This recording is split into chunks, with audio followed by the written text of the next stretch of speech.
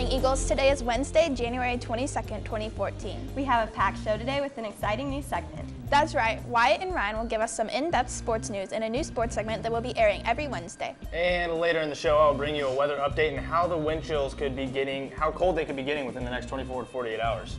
So let's get this show started. Your Net News starts now.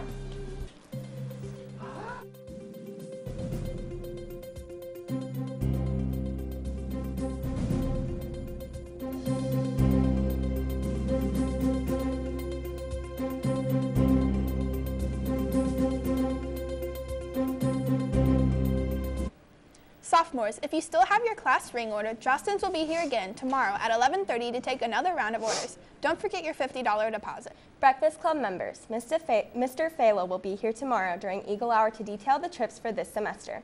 Members, you can consult your emails for more information.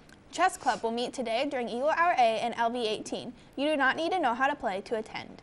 Students, if you want to learn more about shadow and internship opportunities, attend a meeting in the Counseling Center on January 28th from 11:50 to 12:45. You can sign up with Mrs. Stark in the Counseling Center.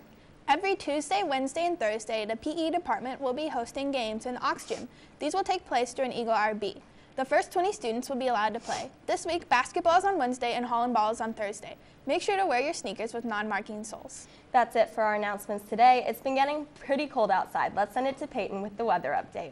Thank you, Alberta. If you were to take a trip outside right now, we are at a fair 23 degrees with little to no clouds in sight to warm us up slightly to today's high of 30 degrees. Now, tomorrow is when those wind chills become a factor tomorrow morning on your way to school with the wind chill values between -9 and -19 degrees. Those wind chills will have a significant impact on tomorrow's high of 13 with gusty winds expected.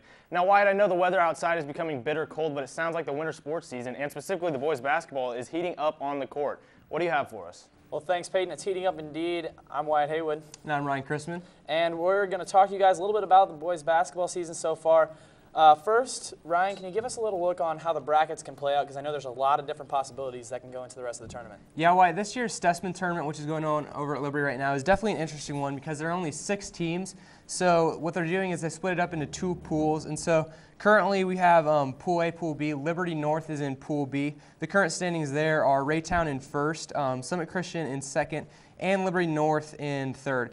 And those points that you're going to see on that graphic on the right side, those are the points allowed, and that's going to be the tiebreaker in this tournament. So, you know, the way it's going to play out for us right now, if we lose tomorrow, Liberty North, if we lose tomorrow, then that's going to put Raytown to 2-0, Summit Christian to 1-1, and Liberty North to 0-2, which would automatically put us in the last place game. But if Liberty North is able to pull out the win tomorrow night, that's going to put each team to 1-1, in which case it would go to the tiebreaker, which is points allowed. So with that, there's some really interesting just possibilities of what could happen with the points. Liberty North's going to have to basically, if they want any chance to play in the championship game, going to have to score a lot of points to move up Raytown's points allowed number, and then they're also going to have to play some great defense. So that could be really interesting. Okay, so in my opinion, I feel like our ball movement this tournament hasn't been as great. I know we lost Sandiford early on in the first game, so we haven't had those rebounds as well. What do you think North needs to do to improve their play Thursday and Friday night? Yeah, Thursday night, we'll start off with that one against Raytown. Raytown's a really fast team. They just like to fly at the rim a lot, and then they like to fly at you on defense as well. So I think that North is going to have to be able to have some poise, not turn the ball over, and just be able to make solid passes. And I also think they need to just start playing with a little bit more confidence. Okay, and what are some weaknesses that Raytown has that we can really attack going into the game tomorrow night? Well, you know, I think that the key as far as going at Raytown is we're just going to have to crash the boards. The guys are really just going to have to make sure that they're checking out and rebounding because Raytown, they like to get a lot of quick shots up, so their shot selection isn't always great. So we're going to have to make sure that we're not giving them any second chances. Okay, and you talked about rebounding there. A key North player for rebounding, Brinkley Jolly, of course. What do you think about Brinkley Jolly playing this year? I think Brinkley's been key to North this year. He's really kind of showed us that senior leadership. He's been there longer. I mean, this is a really young team, obviously, with a lot of players graduating last year. A really inexperienced team as far as varsity playing time goes. So Brinkley's been able to step up and really show all of the younger guys what's expected of them on playing at the varsity level, really. Awesome, and he has 1,000 points in his career, the first Liberty North player to do that. What do you think of him setting those records? Do you think they can be beaten anytime soon? You know, I'm not sure. Time will tell. Obviously, we have a very talented sophomore right now, Michael Hughes, but I think that's really, you know, those are speculations that are hard to make. And really, as long as Liberty North continues to win, I think that's going to be the most important thing. And you talked about sophomore Michael Hughes, but some other young players coming off the bench. Wansing, Berry, and Hanson, what are your feelings on them coming off the bench? You know, I think they've all done great this year. They've really been able to step up. Like I said, not a lot of experience playing at the varsity level. And I think those guys are all going to be key players as we continue forward, get into conference play. And that's where, you know, it really matters here. We finish up this tournament, and then the North guys, they start right into, you know, games every Tuesday, Friday, and they play each conference team home and away. And then the season's pretty much gone. Then you're going straight into the postseason. All right, well, we've talked a lot about the game tomorrow night and Friday night, but we have a quick promo here from our very own Nick Hess. Maybe it's my fault. Maybe I led you to believe it was easy when it wasn't. Maybe I made you think my highlights started at the free throw line and not in the gym. Maybe I made you think that every shot I took was a game winner.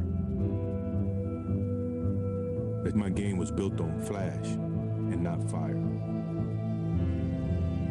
Maybe it's my fault that you didn't see that failure gave me strength, that my pain was my motivation. Maybe I led you to believe that basketball was a God-given gift and not something I worked for every single day of my life. Maybe I destroyed the game. Or maybe you're just making excuses.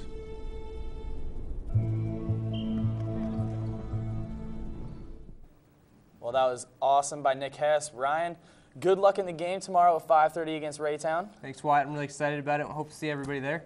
All right, well, that's all we have for you guys today. We hope to see you guys out there, and we'll catch you on the north side.